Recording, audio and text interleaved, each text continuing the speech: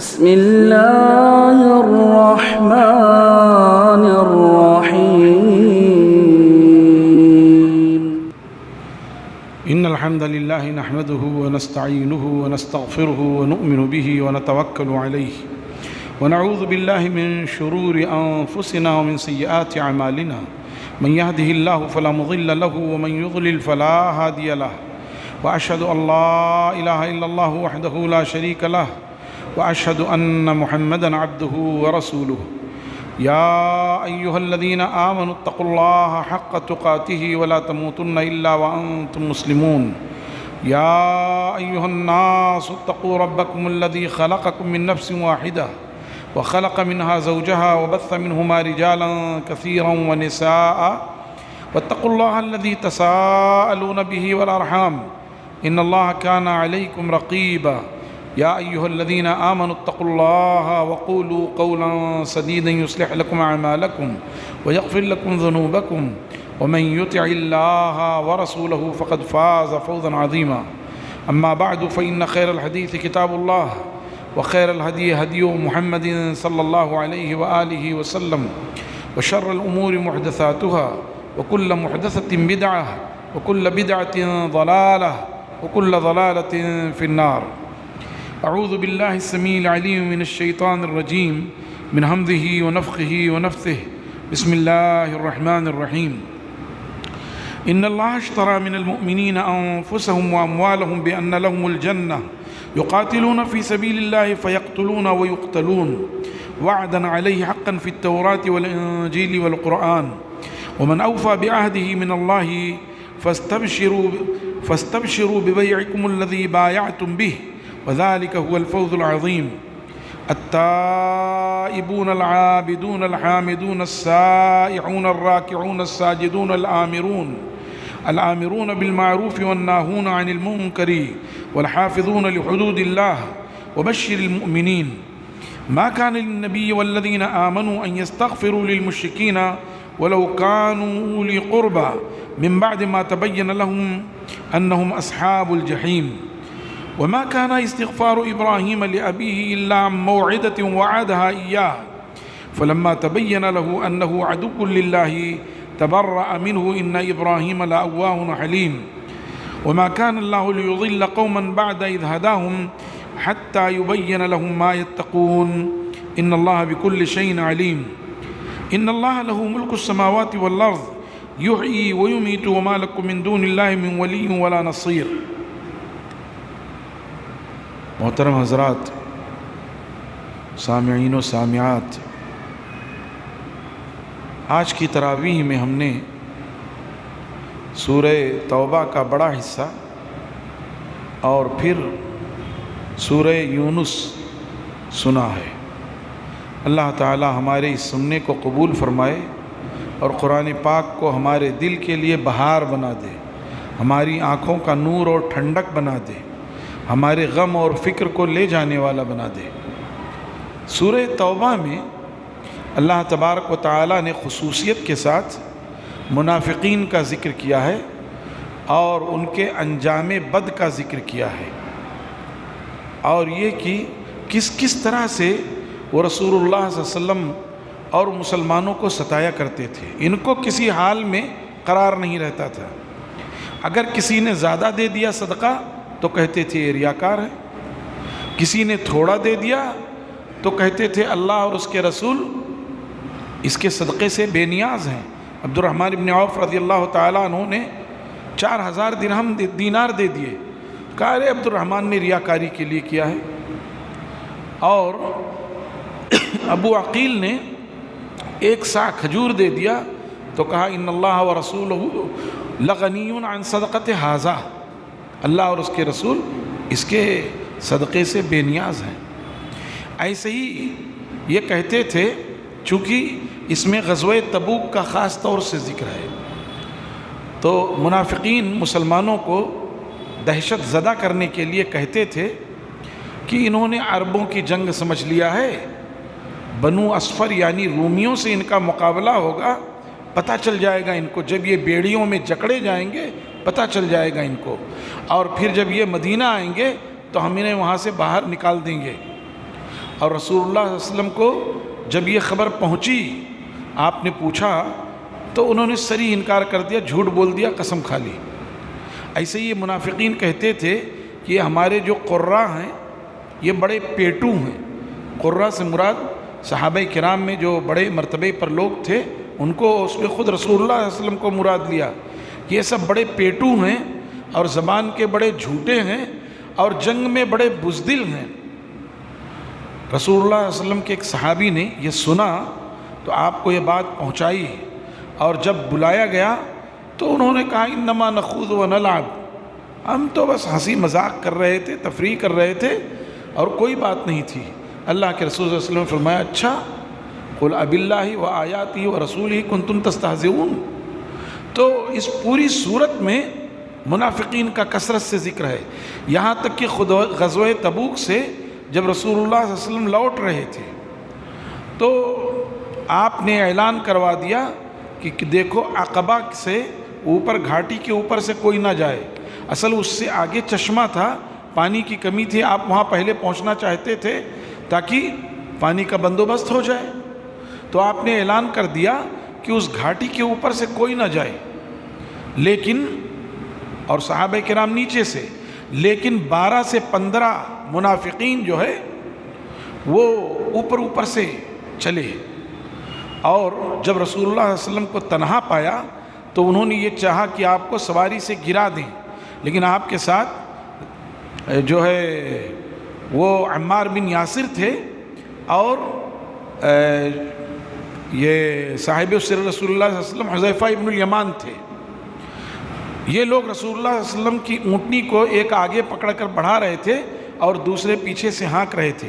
جب انہوں نے دیکھا تو ان کی اونٹنیوں کو پتھر اور ڈھیلا پھینک کے مارا، اور رسول اللہ صلی اللہ علیہ وسلم چلائے تو سب بھاگ کھڑے ہوئے، اور وہیں رسول اللہ صلی اللہ علیہ وسلم نے حذیفہ ابن الیمان کو ان منافقین کے نام بتائے۔ تو یہ پوری صورت ان کے ذکر بد سے اور ان کی نالائقیوں سے اور ان کے برے انجام سے بھری پڑی ہے، اور ساتھ ہی غزوہ تبوک کا ذکر ہے جو انتہائی سخت گرمی کے زمانے میں، اور اس وقت پھل پک گئے تھے، فصلوں کے کٹنے کا وقت تھا اور بڑی تنگی تھی، لوگوں کے پاس پانی نہیں تھا، کھانے کے لیے چیز نہیں تھی۔ آپ اندازہ کریے کہ ایک کھجور چیر کر کے 2 لوگ لے لیتے تھے۔ اس سے بھی تنگ حالات آئے کہ وہ کھجور ایک آدمی چوس لیتا اور اسی پر پانی پی لیتا، دوسرے کو دے دیتا، دوسرا چوس کر کے تیسرے کو دیتا، تیسرا چوس کر کے چوتھے کو دے دیتا کہ تھوڑا سا منہ میٹھا ہو جائے اور پانی پی لے۔ اور پانی کی قلت کا عالم یہ ہو گیا کہ لوگ اپنے اونٹ کو ذبح کرتے، پانی نہیں مل رہا تھا، لوگ اپنے اونٹ کو ذبح کرتے، ذبح کرنے کے بعد اس کے پیٹ میں جو لید ہوتی، گوبر ہوتا، اس کو وہ نچوڑتے اور وہ جو پانی ملتا پی لیتے۔ آپ سوچیں گے کتنی کراہت ہوتی ہے، لیکن جب پیاس لگی رہتی ہے نا تو دھوبی گھاٹ پہ آدمی پانی پی لیتا ہے، بھوک لگی رہتی ہے تو جھوٹا بھات بھی کھا لیتا ہے، ہاں، اور نیند آ گئی تو آدمی لبے سڑک سو جاتا ہے، ٹوٹی کھاٹ۔ تو اس عالم میں آپ نے تبوک کا سفر کیا، آپ کو یہ خبر ملی تھی کہ رومی مدینہ طیبہ پر حملہ کرنے والے ہیں، اور ویسے بھی اللہ تعالیٰ نے حکم دیا تھا کہ اب جب جزیرۃ العرب فتح ہو گیا ہے تو اب جو ان سے قریب ہیں ان پر ان کی طرف توجہ ہو۔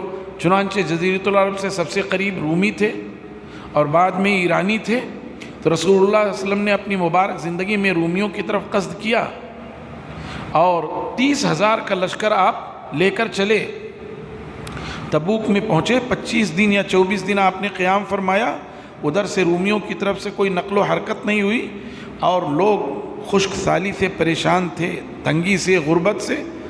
پھر آپ لوٹ آئے، اور اسی سال جب آپ لوٹے تو سن 9 ہجری میں حج کی فرضیت ہوئی، اور آپ نے ارادہ کیا کہ حج کرنے جائیں، لیکن جب آپ کو یہ بتایا گیا کہ حج میں کفار و مشرکین بھی ہوں گے اور وہ ننگے ہو کر طواف کرتے ہیں تو آپ رک گئے، اور آپ نے اس سال سیدنا ابو بکر صدیق رضی اللہ عنہ کو امیر الحج بنا کر بھیجا، اور اسی میں اعلان کروایا گیا کہ دیکھو اب اس سال کے بعد کوئی بھی مشرک بیت اللہ الحرام کا قصد نہیں کر سکتا، کوئی مسلمان بھی ننگے ہو کر طواف نہیں کر سکتا، جنت میں صرف مومن نفس ہی جائے گی، اور رسول اللہ صلی اللہ علیہ وسلم اور جن لوگوں کے درمیان معاہدہ ہے اگر اس کی مدت مقرر ہے تو مدت تک ہے، اگر مدت مقرر نہیں ہے تو صرف 4 مہینے کے لیے ہے۔ اب اس کے بعد انہیں چاہیے کہ وہ یا تو اسلام لے آئیں یا جزیرۃ العرب سے باہر کہیں چلے جائیں، کیونکہ جزیرۃ العرب فتح ہو چکا ہے، اور اگر ان سے کوئی معاہدہ نہیں ہے تو ان کو 50 راتوں کی ڈھیل دی گئی کہ اس 50 رات میں، اور یہ اعلان کب ہوا تھا؟ یہ اعلان ہوا ذی الحجہ کو، 10ویں ذی الحجہ کو، تو جن کا 50 راتوں کا تھا گویا ان کی مدت جو ہے وہ ذی الحجہ کے 20 دن اور محرم کا پورا مہینہ، اور جن کا 4 مہینے کا تھا وہ جا کر کے ربیع الاخر میں ہوتا تھا، اور جن کی مدت مقرر ہے ان کی مدت مقرر ہے۔ اور اس طرح سے صحابہ کرام نے سن 9 ہجری میں غزوہ تبوک کیا، اور غزوہ تبوک میں عام اعلان ہوا تھا، اور غزوات میں ایسا اعلان نہیں ہوتا تھا کہ سب کو جانا ہے، کوئی ایسا نہیں کہ جو رک جائے، کسی کو گنجائش نہیں ہے۔ چنانچہ منافقین تو بہانے بنا کر کے آئے، رک گئے اور کہا کہ ہمارے پاس تیاری نہیں، یہ عذر ہے وہ عذر ہے، لیکن جو صحیح العقیدہ مسلمان تھے سب چلے گئے، صرف تھوڑے لوگ بچ گئے۔ ان میں حاتب بن ابی بلتعہ رضی اللہ عنہ اور ان کے کچھ ساتھی تھے، 5 تھے یا 7 تھے یا 9 تھے، سب صحیح العقیدہ تھے، یہ سوچتے تھے چلے جائیں گے، ہمارے پاس سواری ہے، نہیں جا سکے۔ ایسے ہی 3 مشہور صحابی کعب بن مالک، مرارہ بن ربیع اور ہلال ابن امیہ، یہ 3 لوگ بچے۔ اب جب رسول اللہ صلی اللہ علیہ وسلم تبوک سے لوٹے اور ان کو اپنی غلطی کا احساس ہوا تو حاتب بن ابی بلتعہ اور ان کے ساتھیوں نے اپنے آپ کو مسجد کے کھمبے سے باندھ لیا، اپنی غلطی کے اظہار کے لیے مسجد کے کھمبے سے باندھ لیا، مسجد نبوی کے، اور کئی دن تک بندھے رہے، گر پڑتے تھے لیکن کہتے تھے نہیں کوئی کھولے گا نہیں، یہاں تک کہ اللہ تعالیٰ نے ان کی توبہ قبول کر لی۔ اور یہ تینوں لوگ کعب بن مالک، مرارہ بن ربیع اور ہلال ابن امیہ، یہ تینوں انہوں نے اپنے آپ کو مسجد کے کھمبے سے نہیں باندھا، رسول اللہ صلی اللہ علیہ وسلم کے پاس گئے اور انہوں نے کہا کہ ہمیں کوئی عذر نہیں تھا، ہماری سواری تھی، ہم سے غلطی ہوئی، ہم سستی اور کاہلی کی وجہ سے نہیں جا سکے۔ تو رسول اللہ صلی اللہ علیہ وسلم نے تمام مسلمانوں کو بائیکاٹ کرنے کا حکم دے دیا، ان سے کوئی بھی مسلمان بات نہیں کرے گا۔ 40 دن گزر گئے، کعب بن مالک رضی اللہ عنہ کہتے ہیں، ان کی لمبی روایت بخاری شریف میں ہے کہ جو میرے قریبی لوگ تھے، ابو قتادہ رضی اللہ عنہ اور دوسرے لوگ، میں ان سے بات کرنا چاہتا تھا، وہ منہ موڑ لیتے تھے، منہ پھیر لیتے تھے، بات نہیں کرتے تھے۔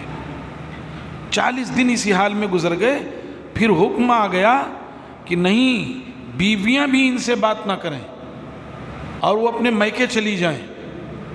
چنانچہ مرارہ بن ربیع اور کعب بن مالک کی بیویاں تو چلی گئیں، اور ہلال ابن امیہ بڑے کمزور تھے، یہ ہوا جا کر انہوں نے کہا اللہ کے رسول میرا کوئی خدمت کرنے والا نہیں اور مجھ میں کوئی سکت بھی نہیں، بہرحال اجازت دے دی۔ 50 راتیں گزر گئیں، پھر اس کے بعد ان کی توبہ قبول ہوئی، اور پھر اللہ تبارک و تعالیٰ کے حکم سے یہ ملے۔ بہرحال وہ تذکرہ ہے، اس پوری صورت میں نے خلاصہ بتایا۔ آگے کیا ہے؟ اللہ تعالیٰ دیکھیں کتنا بڑا کریم ہے کہ اس نے ہمیں پیدا کیا، ہمیں روٹی روزی دی، سارے اسباب فراہم کیے، اور پھر اس کے بعد ہم کو ہم ہی سے خرید رہا ہے۔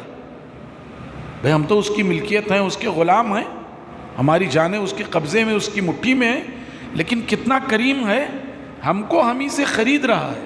اور یہ انداز دراصل ہم کو ابھارنے کے لیے ہے کہ ہم کو ہم سے خرید رہا ہے، کس کے عوض؟ جنت کے عوض۔ تو جب جنت کے عوض ہم کو ہم ہی سے خرید رہا ہے تو مسلمانوں تیزی سے اس کی اطاعت کرو، بکٹٹ بھاگو، اپنا مال اس کے راستے میں خرچ کرو، اس کی رضا کے لیے اپنا تن من دھن لگا دو۔ اللہ فرماتے ہیں ان اللہ اشترى من المؤمنین انفسهم واموالهم، یقیناً اللہ تبارک و تعالیٰ نے مؤمنین سے خرید لیا ہے ان کی جانوں اور ان کے مالوں کو، بان لهم الجنہ، کہ ان کے لیے جنت ہے۔ جبکہ یہ جان یہ مال سب اللہ ہی کی ملکیت تھی، لیکن کتنا فضل ہے اس کا، ہمیں کیسا حوصلہ دیا اس نے کہ جنت کے عوض خرید لیا ہے۔ یقاتلون فی سبیل اللہ، مومنین اللہ کے راستے میں قتال کرتے ہیں تو وہ کفار کو قتل ہوتے ہیں، ویقتلون، اور خود بھی شہید ہوتے ہیں، مارتے بھی ہیں اور مرتے بھی ہیں۔ وعدن علیہ حقا، یہ اللہ کا سچا وعدہ ہے کہ اللہ نے اہل ایمان سے ان کی جانوں اور ان کے مالوں کو خرید لیا ہے، اور اللہ نے یہ ایگریمنٹ کر دیا ہے۔ ہم جب کوئی معاہدہ کرتے ہیں تو اس کا ایگریمنٹ کروا لیتے ہیں، پیپر بنوا لیتے ہیں کورٹ سے، ایفیڈیوٹ بنوا لیتے ہیں۔ دیکھیے اللہ نے یہ وعدہ کیا، لکھ دیا ہے۔ کہاں لکھا ہے؟ فی التوراۃ والانجیل والقرآن، ایک جگہ نہیں، تورات میں بھی، انجیل میں بھی، قرآن میں بھی۔ ومن اوفی بعہدہ من اللہ، اور کون ہے جو اللہ سے بڑھ کر اپنے وعدے کو وفا کر سکے؟ کوئی نہیں ہے، اللہ اپنے وعدے کو وفا کرتا ہے۔ ان اللہ لا یخلف المیعاد، اللہ تبارک و تعالیٰ کبھی اپنے وعدے کی خلاف ورزی نہیں کرتا ہے۔ فاستبشروا ببیعکم الذی بایعتم بہ، لہذا اے مسلمانوں تم اپنے اس معاہدے سے، اپنے اس بیع و شراء سے خوش ہو جاؤ۔ اللہ نے جو تم سے خرید لیا ہے اس پر خوش ہو جاؤ اللہ تبارک و تعالیٰ سے۔ وذالک هو الفوز العظیم، اور یہ بڑی کامیابی ہے۔ فوز کا مطلب یہ ہوتا ہے ایسی کامیابی جس میں کبھی گھاٹا ہی نہ ہو۔ فوز میں کبھی گھاٹا نہیں، اور کامیابیوں میں کہ 2 سال 3 سال فائدہ ہوا، کہیں 1 سال گھاٹا ہو گیا، یہ فوز نہیں ہے۔ فوز میں کبھی گھاٹا ہوتا ہی نہیں ہے۔ اب بتایا کہ وہ مومنین جن سے اللہ تعالیٰ نے ان کی جانوں اور ان کے مالوں کو جنت کے عوض خرید لیا ہے، ان مومنین کی صفات کیا ہیں؟ التائبون العابدون الحامدون السائحون، اپنے گناہوں پر توبہ کرنے والے ہیں، اللہ کی عبادت کرنے والے ہیں، اللہ کی تعریف کرنے والے ہیں، کثرت سے روزہ رکھنے والے ہیں۔ سائحون کے 2 ترجمے کیے گئے، لیکن زیادہ مفسرین اسی طرف گئے ہیں۔ السائحون کے معنی روزہ رکھنے والے، صوم رکھنے والے۔ سیاحت امتی الصوم، میری امت کی سیاحت صوم ہے۔ اور کچھ مفسرین نے یہ کہا ہے کہ نہیں، جہاد کے سلسلے میں وہ زمین میں چکر لگاتے ہیں، سیاحت ہی ہے لیکن جہاد کے سلسلے میں۔ تو فرمایا کہ وہ مومنین جن کی جانوں اور ان کے مالوں کو اللہ نے خرید لیا، وہ توبہ کرنے والے ہیں، اپنے گناہوں سے توبہ کرتے ہیں۔ اللہ کے رسول صلی اللہ علیہ وسلم فرماتے ہیں التائب من الذنب کمن لا ذنب لہ، جو اپنے گناہوں سے سچے دل سے، خلوص دل سے توبہ کر لیتا ہے، وہ ایسے ہو جاتا ہے جیسے اس کی طرف سے کوئی گناہ تھے نہیں۔ العابدون، اللہ کی عبادت کرنے والے ہیں، صلاۃ ادا کرنے والے ہیں۔ الحامدون، اور عبادت میں زبانی عبادت کیا ہے؟ حمد کرتے ہیں اس کی۔ السائحون، اور وہ روزہ رکھتے ہیں، بدنی عبادت ہے۔ الراکعون، رکوع کرنے والے اور سجدہ کرنے والے ہیں، اور بھلائیوں کا حکم دینے والے اور برائیوں سے روکنے والے ہیں، اور اللہ کے حدود کی حفاظت کرتے ہیں۔ والحافظون لحدود اللہ، اللہ کے حدود کی حفاظت کرتے ہیں۔ وبشر المؤمنین، اور جن کے یہ صفات ہیں، جن مومنین کے، ان کے لیے بشارت ہے۔ ما کان للنبی والذین آمنوا ان یستغفروا للمشرکین، نبی صلی اللہ علیہ وسلم کو اور اہل ایمان کو زیب نہیں دیتا کہ وہ مشرکین کے لیے استغفار کریں، کسی مشرک کے لیے، کسی غیر مسلم کے لیے، کسی یہودی کے لیے، کسی نصرانی کے لیے، کسی ہندو اور سکھ اور پارسی اور جینی، کسی کے لیے استغفار نہیں کر سکتے، یہ حکم ہے، نہیں کر سکتے۔ منافق کے لیے نہیں کر سکتے۔ وہی کہا ما کان للنبی والذین آمنوا ان یستغفروا للمشرکین، نبی صلی اللہ علیہ وسلم کو اور اہل ایمان کو زیب نہیں دیتا کہ وہ مشرکین کے لیے استغفار کریں۔ ولو کانوا اولی قربا، چاہے وہ قرابت دار ہی کیوں نہ ہوں. کب استغفار نہیں کر سکتے؟ من بعد ما تبین لهم انہم اصحاب الجحیم، اس کے بعد جب کہ واضح ہو جائے کہ یہ جہنمی ہیں تو پھر ان کے لیے استغفار نہیں کر سکتے. کئی روایتیں اس میں ملتی ہیں، جیسے یہ ہے کہ جب ابو طالب کی وفات کا وقت قریب آیا تو رسول اللہ صلی اللہ علیہ وسلم تشریف لے گئے. کہا چچا لا الہ الا اللہ کہہ دو، میں اس کلمے کے ذریعے اللہ تعالیٰ سے آپ کے لیے بات کروں گا. لیکن ابو طالب کی بدقسمتی تھی کہ ابو طالب کے پاس عبداللہ ابن ابو امیہ اور ابو جہل دونوں ملعون بیٹھے ہوئے تھے. جب رسول اللہ صلی اللہ علیہ وسلم نے یہ کہا تو ابو جہل نے کہا اترغب عن ملت عبد المطلب، کیا تم عبد المطلب کے دین سے پھر جاؤ گے؟ رسول اللہ صلی اللہ علیہ وسلم نے پھر کہا، اس نے پھر دہرایا، یہاں تک کہ تیسری مرتبہ ابو طالب نے کہہ دیا بل انا ملت عبد المطلب، اور اسی پر ان کی وفات ہو گئی کہ میں عبد المطلب کے دین پر ہوں.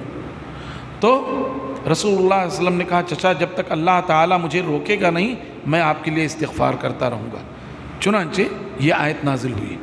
ایک یہ ہے کہ رسول اللہ صلی اللہ علیہ وسلم نے اپنے والدہ کے قبر کی زیارت کی اجازت مانگی تو آپ کو اجازت دے دی گئی، لیکن ان کے استغفار کے لیے اجازت مانگی تو آپ کو استغفار کی اجازت نہیں دی گئی. اور رسول اللہ صلی اللہ علیہ وسلم بلک بلک کے روئے، اور صحابہ کرام نے آپ کو روتا دیکھا تو وہ بھی رونے لگے. پوچھا اللہ کے رسول کیا بات ہے، کیوں آپ روئے؟ تو آپ نے یہ معاملہ بتایا. بہرحال وہی کہا گیا نبی کے لیے اور ان لوگوں کے لیے جو ایمان لائے ہیں ان کو یہ زیب نہیں دیتا کہ وہ مشرکین کے لیے استغفار کریں، چاہے وہ ان کے قرابت دار ہی کیوں نہ ہوں. اس کے بعد کی یہ بات واضح ہو چکی ہے کہ وہ جہنمی ہیں. ہاں مشرکین کے لیے دنیا میں استغفار کریں گے جب تک زندہ ہیں کہ اللہ ان کو ہدایت دے دے، اللہ تعالیٰ انہیں سیدھے راستے کی رہنمائی کر دے، یہ کریں گے. لیکن جب وہ کفر پر مر گیا تو اب نہیں کر سکتے. مجھے یاد ہے بہت پہلے 1984 کی بات ہے، جب ملک کی وزیر اعظم مری تو بعض حلقوں نے قرآن خوانی کروائی، اللہ ان کو ہدایت دے. ہاں بعض حلقوں نے قرآن خوانی کروائی. کیسی بے شرمی کی بات ہے یہ. اور معمولی لوگ نہیں، بڑے بڑے پہاڑ تھے وہ جنہوں نے یہ حرکت کی تھی. ظاہر ہے جب قرآن کا حکم آ جائے تو سمعنا واطعنا، بس اس کے آگے کچھ نہیں. وما کان استغفار اب سوال یہ اٹھا کہ استغفار ابراہیم نے بھی تو اپنے باپ کے لیے استغفار کیا تھا. ہاں واغفر لأبی انہ کان من الضالین، اللہ میرے باپ کو بخش دے وہ گمراہوں میں سے تھا. تو اس کا جواب آ گیا وما کان استغفار ابراہیم لأبیہ، اور ابراہیم کا اپنے باپ کے لیے جو استغفار تھا وہ صرف ایک وعدے کے تحت تھا. الا موعدۃ وعدہا ایاہ، ایک وعدے کے تحت تھا جو ابراہیم نے وعدہ کر لیا تھا. جب باپ کو کہا یا ابتی، کیا قرآن نے کہا کہ جو ہے آپ جو ہے انی قد جاءنی من العلم ما لم یأتک فاتبعنی اہدک صراطا سویا، یا ابتی انی اخاف ان یمسک عذاب من الرحمن فتکون للشیطان ولیا. قال اراغب انت عن آلہتی یا ابراہیم لئن لم تنتہی لارجمنک واہجرنی ملیا. قال السلام علیک ساستغفر لک ربی انہ کان بی حفیا. جب ابراہیم علیہ السلام نے کہا کہ ابا میرے پاس علم آ چکا ہے، آپ میری پیروی کریے، میں سیدھے راستے کی رہنمائی کروں گا، اور مجھے ڈر یہ ہے کہ آپ کو اللہ کا عذاب چھو لے گا تو آپ شیطان کے ولی ہو جائیں گے. تو اس مشرک اور بت گر باپ نے کیا کہا؟ فوراً نکل یہاں سے، لئن لم تنتہی لارجمنک واہجرنی ملیا، باز آ جاؤ، اگر تو نہیں آیا باز آیا پتھر سے مار مار کے سنسار کر دوں گا، نکل یہاں سے بھاگ. تو انہوں نے وہاں کہا کہ میں آپ کے لیے استغفار کرتا رہوں گا، ساستغفر لک ربی. اسی وعدے کی وجہ سے انہوں نے کیا، لیکن جب ان پر واضح ہو گیا کہ یہ جو ہے جہنمی ہے تو استغفار کرنا چھوڑ دیا. یہ رسول اللہ صلی اللہ علیہ وسلم کو گویا تلقین کی گئی اور تمام اہل ایمان کو، یہاں تک کہ آپ نے ابی ابن کعب کے لیے استغفار کی، انا للہ، عبداللہ ابن ابی ابن سلول کے لیے. ابی ابن کعب تو قرآن پاک کے بڑے عالم تھے. عبداللہ ابن ابی ابن سلول جو رئیس المنافقین تھا تو اس کے لیے استغفار کیا. تو عمر رضی اللہ تعالیٰ عنہ نے پکڑ لیا، کہا اللہ کے رسول اس کے لیے استغفار کر رہے ہیں، یہ تو منافق تھا، فلاں موقع پہ ایسا کہا ایسا کہا ایسا کہا۔ اللہ کے رسول صلی اللہ علیہ وسلم نے کہا ہٹ جاؤ، مجھے اختیار دیا گیا ہے، لیکن جیسے آپ جنازے سے فارغ ہوئے آ گیا وَلَا تُصَلِّ عَلَىٰ أَحَدٍ مِّنْهُمْ مَاتَ أَبَدًا، آئندہ کبھی بھی ان کی صلاۃ جنازہ مت پڑھیے گا، وَلَا تَقُمْ عَلَىٰ قَبْرِهِ، اور اس کے قبر پر مت کھڑے ہوئیے گا۔ سختی سے بات آ گئی۔ بہرحال وہی کہا گیا جب یہ بات ظاہر ہو گئی، فلما تبین لہ، ابراہیم پر ظاہر ہو گئی کہ اللہ کا دشمن ہے، تبرأ منہ، ابراہیم نے اس سے برات کا اظہار کر دیا۔ ان ابراہیم لأواہ حلیم، یقیناً ابراہیم بڑے آہ آہ کرنے والے، کثرت سے رونے والے اور ذکر کرنے والے اور بڑے بردبار تھے۔ وما کان اللہ لیضل قوما بعد اذ ہداہم، اور اللہ تبارک و تعالیٰ کسی قوم کو گمراہ نہیں کرتا انہیں ہدایت دینے کے بعد، حتی یبین لہم ما یتقون، یہاں تک کہ وہ واضح کر دیتا ہے کہ انہیں کن کن چیزوں سے بچنا ہے، یہ واضح کر دیتا ہے۔ ان اللہ بکل شیء علیم، یقیناً اللہ تعالیٰ ہر چیز کو خوب اچھی طرح سے جانتا ہے۔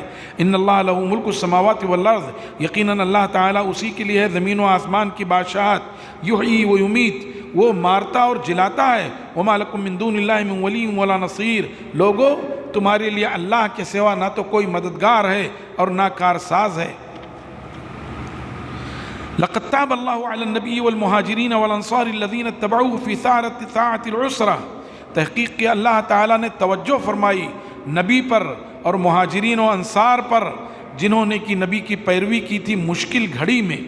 من بعد ما کاد یزیغ قلوب فریق منہم، اس کے بعد کہ مسلمانوں کے ایک گروہ کے دل اندیشہ تھا کہ ٹیڑھے ہو جائیں، ایسی قحط سالی تھی اور ایسی مشکلات تھی کہ گھبرا گئے تھے۔ ثم تاب علیہم، پھر اللہ تعالیٰ نے ان کو بھی ثابت قدم رکھا، ان کی توبہ قبول کر لی۔ انہ بہم رؤوف الرحیم، یقیناً اللہ تعالیٰ اہل ایمان پر نرمی کرنے والا اور بڑا رحیم ہے۔ وعلی الثلاثۃ الذین خلفوا، اور اللہ تعالیٰ نے ان تینوں کی بھی توبہ قبول کر لی جو پیچھے رہ گئے تھے، یعنی کعب ابن مالک، ہلال ابن امیہ اور مرارہ ابن ربیع۔ حتی اذا ضاقت الارض بما رحبت، یہاں تک کہ زمین اپنی تمام کشادگی کے باوجود تنگ ہو گئی۔ 50 راتیں کوئی بات نہیں کرتا تھا، وہ دونوں تو بوڑھے تھے، اپنے گھر میں بیٹھ گئے، امیہ اور ہلال، مرارہ اور ہلال، لیکن یہ جوان تھے تو مسجد میں جاتے تھے نماز پڑھنے، لیکن کوئی ان کی طرف دیکھتا نہیں تھا۔ وہ کہتے ہیں کہ جب میں نیت باندھ لیتا تو رسول اللہ صلی اللہ علیہ وسلم چپ کے مجھ کو دیکھتے رہتے، اور جب میں آپ کی طرف متوجہ ہوتا تو منہ پھیر لیتے، کیونکہ بہرحال بڑے جلیل القدر صحابی تھے، تو منہ پھیر لیتے۔ اور 50 راتیں گزر گئیں، وہی بات کہی گئی کہ زمین اپنی وسعتوں اور کشادگی کے باوجود تنگ ہو گئی۔ وضاقت علیہم انفسہم، ان کے اپنے نفس بھی تنگ ہو گئے تھے۔ وظنوا ان لا ملجأ من اللہ الا الیہ، اور انہوں نے یقین کر لیا تھا کہ جائے پناہ نہیں ہے مگر صرف اللہ کے پاس، بس اللہ ہی سے اگر نجات ملی تو ملی، ورنہ اور کہیں سے کچھ نہیں۔ ثم تاب علیہم لیتوبوا، پھر اللہ تعالیٰ نے ان کی طرف توجہ فرمائی تاکہ وہ توبہ کر لیں۔ ان اللہ هو التواب الرحیم، یقیناً اللہ تبارک و تعالیٰ خوب توبے کو قبول کرنے والا اور رحم کرنے والا ہے۔ یا ایھا الذین آمنوا اتقوا اللہ وکونوا مع الصادقین، اے لوگو جو ایمان لائے ہو اللہ کا تقوی اختیار کرو اور سچوں میں سے ہو جاؤ۔ یہ جو کعب ابن مالک وغیرہ کو جو ان کی توبہ قبول ہوئی، وہ اس وجہ سے کہ یہ جھوٹ نہیں بولے، منافقین کی طرح سیدھا آ کر بتا دیا۔ ان کے خاندان والوں نے کہا آپ تو شاعر ہیں، ادیب ہیں، آپ کہہ سکتے تھے، لیکن کہنے لگے نہیں، نجات تو صرف سچ میں ہے۔ وہی فرمایا کہ ایمان والو اللہ کا تقوی اختیار کرو اور سچوں میں سے ہو جاؤ۔ ما کان لأہل المدینۃ ومن حولهم من الاعراب ان يتخلفوا عن رسول اللہ، اہل مدینہ اور مدینہ کے ارد گرد جو دیہاتی تھے ان کے لیے یہ زیب نہیں دیتا تھا کہ وہ رسول اللہ صلی اللہ علیہ وسلم سے پیچھے رہ جاتے۔ ولا يرغبوا بانفسهم عن نفسه، اور وہ اپنے نفس کو رسول اللہ صلی اللہ علیہ وسلم کے نفس کے مقابلے میں زیادہ اہم سمجھتے، یہ مناسب نہیں تھا۔ ذالک بانہم لا یصیبہم ظمأ ولا نصب، یہ اس وجہ سے کہ اگر مدینہ والے اور مدینہ کے ارد گرد کے جو لوگ تھے اگر وہ نکلتے سفر میں اور انہیں کوئی پیاس لاحق ہوتی، تھکان لاحق ہوتی، کوئی پریشانی ہوتی اللہ کے راستے میں، ولا یطؤون موطئا، اور نہ ہی وہ کسی راستے کو رونتے جس سے کہ کفار کو غصہ آتا، ولا ینالون من عدو نیلا، اور وہ دشمن سے کچھ بھی مال غنیمت حاصل کرتے، الا کتب لهم به عمل صالح، مگر ان کاموں کی وجہ سے ان کے لیے عمل صالح لکھ دیا جاتے۔ اگر وہ نکلتے اللہ کے راستے میں، پیاس لاحق ہوتی تو اس عمل صالح لکھا جاتا، تھکان لاحق ہوتی عمل صالح لکھا جاتا، مشقت لاحق ہوتی عمل صالح لکھا جاتا، کوئی وادی طے کرتے اور دشمن اس سے غصے میں آتا، چڑھ جاتا، اس پر ان کے لیے عمل صالح لکھا جاتا۔ تو ان کا یہ کام تھا کہ نکلتے، لیکن یہ پیچھے رہ گئے تھے۔ ان اللہ لا یضیع اجر المحسنین، یقیناً اللہ تعالی محسنین کے اجر کو ضائع نہیں کرتا۔ ولا ينفقون نفقة صغيرة ولا كبيرة ولا يقطعون واديا الا كتب لهم، اور یہ اللہ کے راستے میں تھوڑا خرچ کرتے یا زیادہ خرچ کرتے اور کوئی وادی طے نہیں کرتے مگر ان کے لیے لکھ دیا جاتا، لیجزیہم اللہ احسن ما كانوا يعملون، تاکہ اللہ تعالیٰ بھرپور بدلہ دے اس اچھائی اور نیکی کا جو وہ کر رہے تھے۔ وما كان المؤمنون لينفروا كافة، اور مسلمانوں دیکھیے صرف غزوہ تبوک میں سارے مسلمانوں کو کہا گیا تھا، ورنہ اور غزوات میں سارے مسلمان نہیں گئے تھے، بلکہ یہ تھا کہ کچھ رسول اللہ صلی اللہ علیہ وسلم کے ساتھ رہیں، دین سیکھیں، اور جب وہ مجاہدین لوٹ کر کے آئیں تو ان کو دین سکھائیں۔ ایک مفہوم یہ تھا، اور دوسرا مفہوم یہ کہ مسلمانوں کی بڑی جماعتوں میں سے تھوڑے سے لوگ نکلیں اور جا کر کے مدرسوں میں دین حاصل کریں اور پھر اپنی آبادی میں لوٹ کر آئیں تو لوگوں کو دین سکھائیں۔ بہرحال آپ کا یہ شہر خوش نصیب ہے کہ آپ نے اس کا اہتمام کیا کہ آپ کے کچھ بچے دین پڑھ لیں، ورنہ میرے علم میں بہت سارے گاؤں ایسے ہیں اعلیٰ قسم کے ڈاکٹر ہیں، اعلیٰ قسم کے انجینئر ہیں، آفیسر ہیں، دینی علوم سے بے بہرہ ہیں، یو پی بہار سے عالم آتے ہیں۔ اور یاد رکھیے دھیرے دھیرے دین کا علم سیکھنے کا وہ رواج اب ختم ہوتا جا رہا ہے۔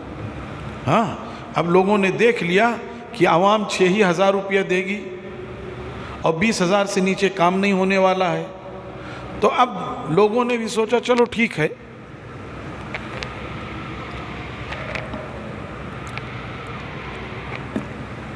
الحمدللہ لوگوں نے بھی سوچ لیا، علماء نے بھی سوچ لیا، چلو بھائی جب عوام نہیں سوچتی تو ہمارا ہی کیا ہے۔ اور ابھی اس لاک ڈاؤن میں مدرسوں نے جو ظلم کیا اپنے اساتذہ کے ساتھ، بہت ساری مساجد کے ذمہ داروں نے جو ظلم کیا کہ مؤذن سے کام چلا لیا، اگر امام اور مؤذن دونوں تھے تو امام صاحب کو چھٹی دے دی، مؤذن سے کام چلا لیا۔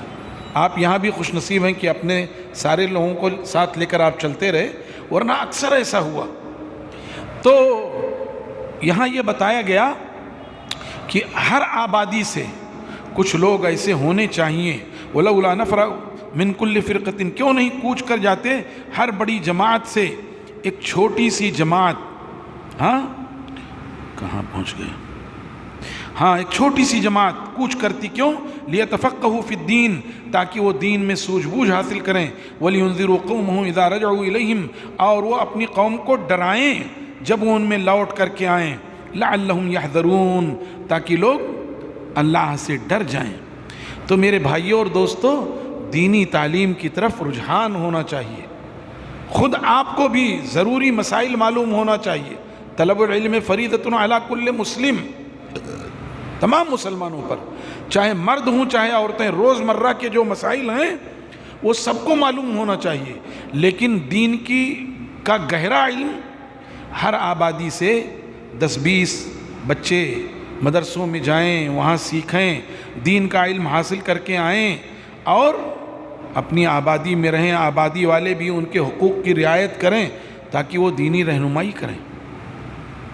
دھیرے دھیرے یہ چیز ختم ہوتی جا رہی ہے، اور لگتا یہ ہم لوگ اکثر بیٹھتے ہیں سوچتے ہیں حقیقت کا علم اللہ کو ہے، لیکن جس حساب سے مدرسوں کے فارغین ٹریول ایجنسی کی طرف یا فراغت کے بعد پھر دوسرے اور لائن میں اور یہاں وہاں جا رہے ہیں، ایسا لگتا ہے کہ اگلے 10-20 سال میں چراغ لے کر امام ڈھونڈنا پڑے گا. جو ظاہری حالات ہیں، بقیہ حقیقت کا علم اللہ کو ہے، ہم نہیں جانتے، لیکن جو ظاہری حالات ہیں وہ یہ ہیں. اس لیے ہر بستی میں یہ چاہیے کہ وہ اپنے بچوں کو، اپنی بچیوں کو دینی تعلیم دیں. اور یہ اچھا نظم کیا ہے ماشاءاللہ آپ لوگوں نے اپنی مسجد میں کہ بچیوں کے لیے اتنا کورس آپ پڑھا دیتے ہیں کہ دین کے مبادی اور دین کی اوسط علم ہو جائے. بہت اعلیٰ علم نہ صحیح، اوسط علم. ماشاءاللہ یہ آپ کا مدرسہ یہاں کا اور اس کے ذمہ داران قابل مبارکباد ہیں. جو کورس آپ لوگوں نے بنا رکھا ہے، میں اس سے پہلے بھی آتا رہا ہوں، معلوم ہے ہمیں، اچھا ہے. اسی کو اگر آپ لوگ تھوڑی سی زحمت کرتے کہ اسی مدرسے کو دھیرے دھیرے ایک ایک کر کے کم سے کم ہائی اسکول تک پہنچا لیتے اور گورنمنٹ سے رجسٹرڈ کرا لیتے، تاکہ اس مدرسے کے پڑھے ہوئے بچے گورنمنٹ کی نگاہ میں بھی پڑھے لکھے شمار ہوتے، جاہل شمار نہ ہوتے. حافظ جی ہیں لیکن کوئی سرکاری ڈگری حاصل نہیں کیے تو گورنمنٹ کی نگاہ میں وہ جاہل ہیں. عالم ہیں، فاضل ہیں، لیکن کوئی سرکاری ڈگری نہیں ہے، گورنمنٹ کی نگاہ میں وہ جاہل ہیں. اسی بنیاد پر سچر کمیٹی نے یہ کہا کہ صاحب مسلمانوں کا گراف دلتوں سے پیچھے ہے، جبکہ حقیقت میں ایسا نہیں ہے. جو زمینی حقائق دیکھ رہے ہیں حقیقت میں ایسا نہیں ہے. وہ پھر انہوں نے کیوں کہا؟ گورنمنٹ کے ہاں ان کا اندراج نہیں ہے، کوئی سند نہیں، اس لیے. بہرحال یہ ضمنی باتیں تھیں کہ اس مدرسے کو بھی آپ لوگوں کو سوچنا چاہیے اور کم از کم اس کو SSC تک کر لینا چاہیے. اللہ نے آپ کو وسائل دیے ہیں، آپ کے پاس جگہ بھی ہے، آخر آپ اتنے سال پڑھاتے بھی ہیں تو یہ کرنا چاہیے. اللہ تعالیٰ سے دعا ہے کہ اللہ تعالیٰ ہم سب کو علم کی طرف رغبت رکھنے کی توفیق عطا فرمائے، ہمارے بڑوں کو علم کے سرپرستی کی توفیق عطا فرمائے، ہمارے چھوٹوں کو علم حاصل کرنے کی توفیق عطا فرمائے. اور اللہ تعالیٰ ہم سب کو اپنی رضا، اپنی رحمت سے نواز دے. اس بابرکت مہینے میں ہم سب کو زیادہ سے زیادہ کار خیر کرنا چاہیے، اللہ کے راستے میں خرچ کرنا چاہیے، اپنے مدرسے کے لیے جمع کرنا چاہیے، اپنی بستی کے غربا کے لیے جمع کرنا چاہیے، کہ یہی سب درجات کی بلندی کا ذریعہ ہیں. اللہ تعالی ہم سب سے راضی ہو جائے، ہمیں حسن عمل اور حسن خاتمہ کی توفیق عطا فرمائے. سبحان ربک رب العزت عما یصفون وسلام علی المرسلین والحمد للہ رب العالمین وصلی اللہ وسلم وبارک علی نبینا محمد وعلی آلہ وصحبہ اجمعین. والسلام علیکم ورحمۃ اللہ وبرکاتہ.